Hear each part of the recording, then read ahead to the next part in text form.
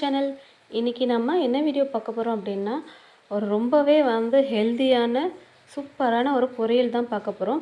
அது நம்ம செய்கிறது ஒரு பூ வச்சு தான் செய்ய போகிறோம். இது என்ன பூ அப்படின்னு பார்த்தீங்கன்னா, இது அகத்திப்பூ அப்படின்னு சொல்லுவாங்க. நம்ம அகத்திக்கீரை அதிகமாக பார்த்துருப்போம். அதோடைய பூ பார்த்திங்கன்னா 2 கலரில் இருக்க போல். இது நம்ம ஒயிட்டு, இந்த வெள்ளை கலரில் தான் நம்ம பொரியல் செய்ய போகிறோம். இது உள்ளே இருக்கிற அந்த மஞ்சள் கலரில் இருக்க அந்த தண்டு எடுத்துடணும்.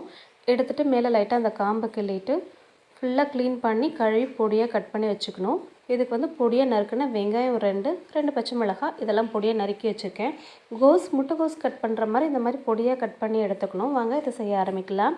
அடுப்பில் ஒரு கடாய் வச்சுட்டு 2 டேபிள் ஸ்பூன் அளவுக்கு தேங்காய் எண்ணெய் ஊற்றிக்கலாம்.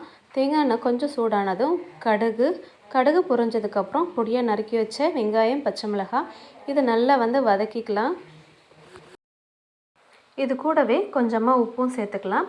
இதை நல்லா நம்ம வதக்கி விட்டுடலாம். நல்லா ஓரளவுக்கு கொஞ்சம் வதங்கினதுக்கப்புறமா பொடியாக கட் பண்ணி வச்சுருக்கிற அந்த அகத்திப்பூவையும் நம்ம இது கூடவே சேர்த்து வதக்கிடலாம். இதுக்கு தண்ணிலாம் சேர்க்கணும் அப்படின்ற அவசியம் இல்லை.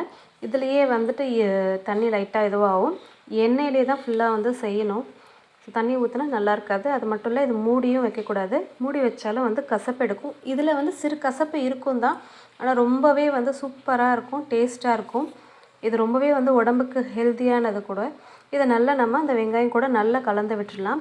அடுத்து பார்த்திங்கன்னா, அது வேகிறதுக்குள்ளே நம்ம அதுக்கு தேவையான தேங்காய் ரெடி பண்ணிடலாம்.